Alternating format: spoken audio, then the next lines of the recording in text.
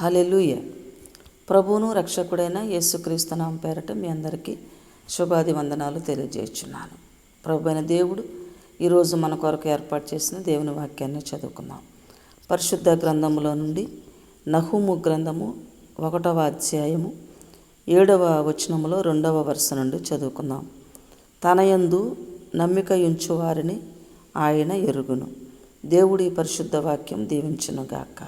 ఆమేన్. ప్రభునందు దేవుని బిడ్డలారా, ఈరోజు ప్రభు అయిన దేవుడు మనతో ఈ రీతిగా మాట్లాడుతూ ఉన్నారు. మనము దేవునికి తెలిసి ఉన్నాము అన్న సంగతిని ఆయన మనకు బయలుపరుస్తూ ఉన్నారు. ఎందుకు ప్రభు అయిన దేవునికి మనము తెలిసి ఉన్నాము అనగా, ప్రభు అయిన దేవుడు మనల్ని ఎరిగి ఉన్నాడు అనగా, మనము దేవుని యందు విశ్వాసం ఉంచి నిరీక్షణతో ఎదురు చూపులు చూస్తున్నాం కనుక దేవుడు మనలను ఎరిగి ఉన్నాడు.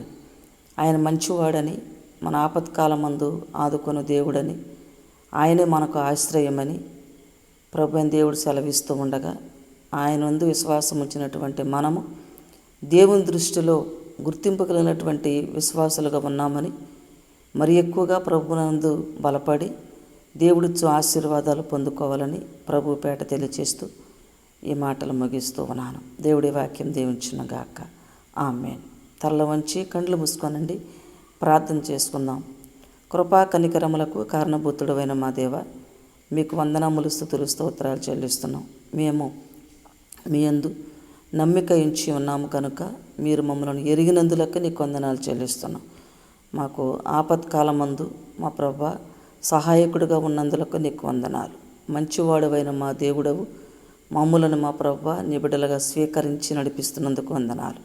ఈ కార్యక్రమం ద్వారా నా ప్రభా ప్రతి కుమారుడు ప్రతి కుమార్తె మీ గుర్తింపులో ఉండి ఉండగా మెండైన దీవెనలు మీ ద్వారా పొందుకునే భాగ్యం దయచేయమని యేసునామమున అడుగుచున్నాం తండ్రి.